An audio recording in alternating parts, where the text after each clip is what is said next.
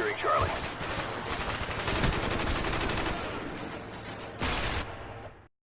What's going on, YouTube? It's the God Achilles here. I'm bringing you another Black Ops 2 Search and Destroy Sunday here today.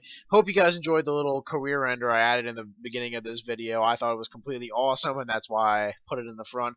But I hope you guys enjoyed the video. This is going to take us straight into the gameplay, so I hope you enjoy. Here we are in the game, guys. Like I said in the intro, this is Search and Destroy Sunday, and today I thought I'd throw you guys a twist, so I'm using the M27 with a quick draw and an adjustable stock just so I can strafe. But we're not going to sit in here any longer. We're going to get into the gameplay. So, destroy the objectives. What I'm going to talk to you guys today is going to be another getting to know Achilles. You know, I did this over a game in MW3, and I thought I'd bring it back because it did get more views than my usual videos. So, acquired.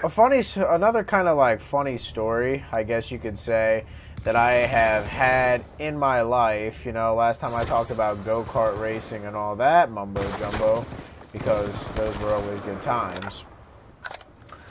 This one actually had to deal with school, and I was in my I think it was English class, and well, I had like the coolest English teacher ever in 9th grade. His name was Mr. Turner. He was like the greatest teacher of all time, dude. Like, you don't even understand. But we were in class, and yeah, Fuzzles kind of made a fail there. But we were in class, and he was trying to talk. There was this one kid that always would sleep in his class. So, Mr. Turner decides one day that he is fed up with it.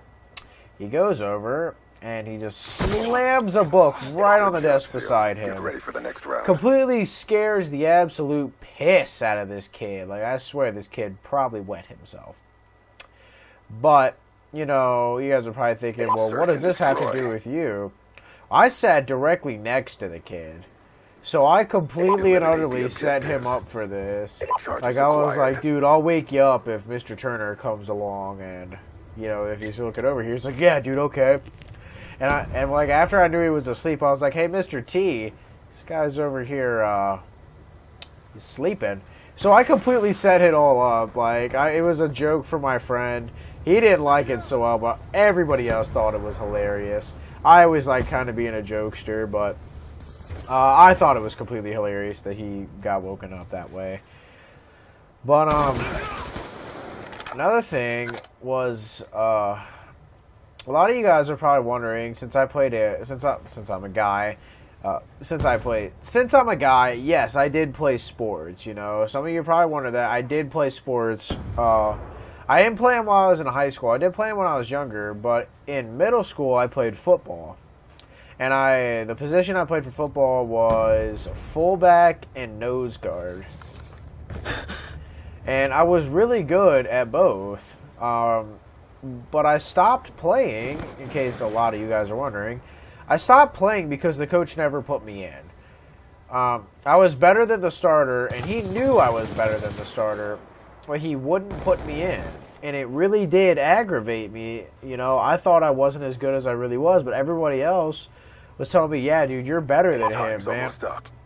You know, I even had one of the coaches come up to me and say, you know, you should be starting, but that kid has been on the team longer, so that's why he starts over you. And I was like, really? Are you kidding me? Like, it was just dumb. And I never played football since, because I always get this mindset like every coach is going to be the same, which I know isn't true.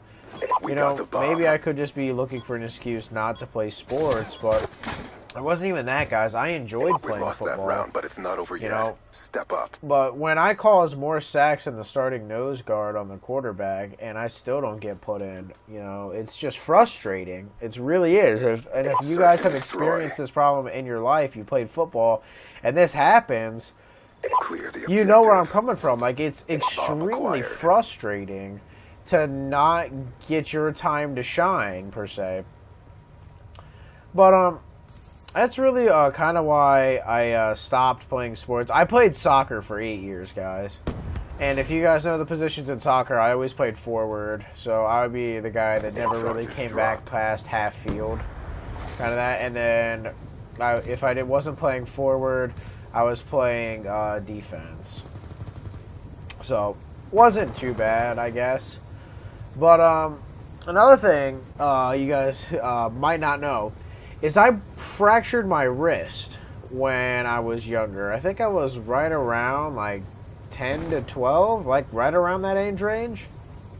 I fractured my wrist, and it was my writing wrist. Like, thank God it was over the summer.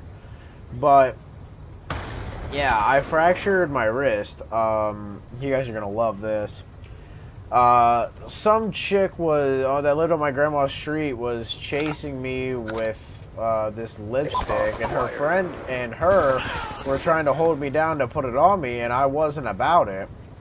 And they were running at me, so I started running backwards, and I slipped and fell on my wrist, like, so awkward, like it legitimately broke it. But Time's almost up.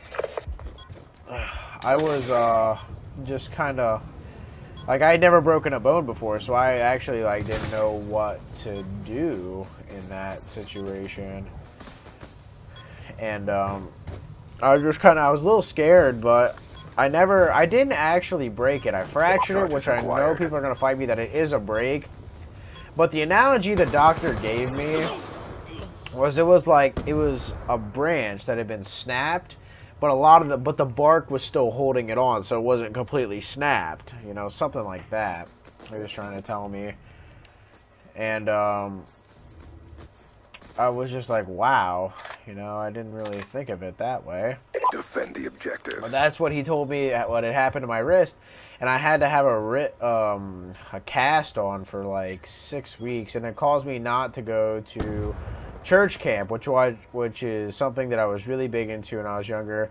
I kind of wish I was still into it now, like I was still into the whole church scene, because I am pretty strong in my religion and what I believe in. I just was more fired up about it back then than I am now, because I'm more focused on doing stuff like this, you know? This is stuff that interests me. Not to say that my God that I believe in doesn't interest me. That's not what I'm saying at all.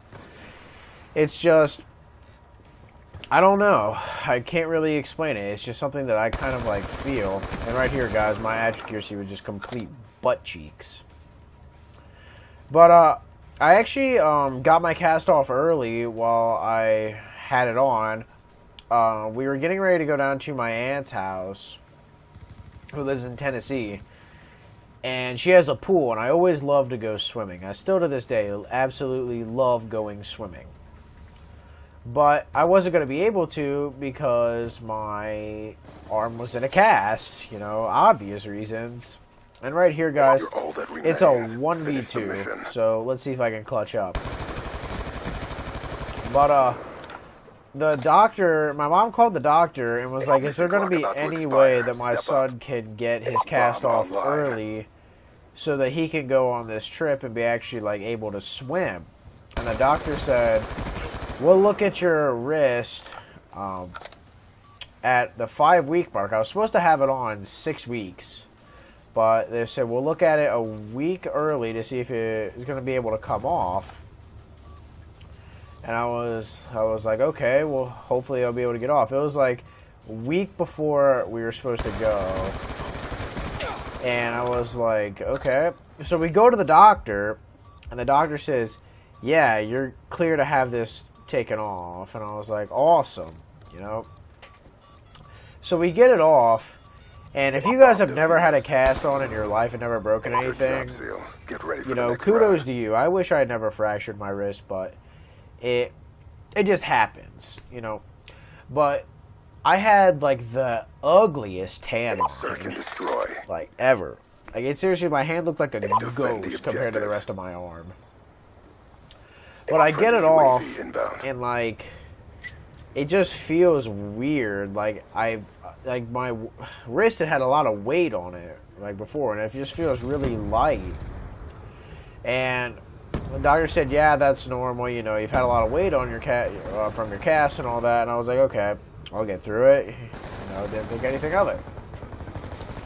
But you know, I get down to my aunt's house. You know, I think I'm completely 100% healed. You know, nothing else is wrong. You know, I start trying to play volleyball in the pool like we normally would. And I go to, like, set the ball or whatever, like, slap it up. And I use my right wrist, like the wrist that I had just broke, you know, 5 weeks prior. And this just god-awful pain just, like, kind of goes through my wrist. I was like, oh, crap, did I break my wrist again? But I tried moving it, and I was like, it felt fine. But it was because my wrist had not fully healed, because it wasn't in the cast long enough. I got it off early. So I was like, no more of that. You know, I'm not going to hurt myself any more than, you know, what I am. I mean, I'm not even... Get ready for the next I'm round. 1 week away from getting this for this thing to be completely healed, and I'm not going to hurt it. You know what I'm saying? You know, you don't want to injure yourself more than what you had already done. Search and destroy. But that was kind of a longer story. My life is just... Protect the objective. I wouldn't trade my life or my family for anything, guys. Like, I hope you guys feel the same, but I know there are some parents out there that just absolutely shouldn't be parents. You know, I feel bad saying that, but there are some parents that shouldn't be parents. And if you have parents like that, I am very, very sorry for you. But that's going to bring us to the end of the commentary, guys. I hope you like that kind of longer story I had about me breaking my wrist. So, if you did enjoy the video, please be sure to like, favorite, comment, and subscribe. Be sure to follow me on Twitter at @gauge_Achilles. It'll be down in the description below. I'll show you guys here. I was 11-1. YouTube. This was Search and Destroy Sunday. This was the God Achilles also. I'm out. Peace.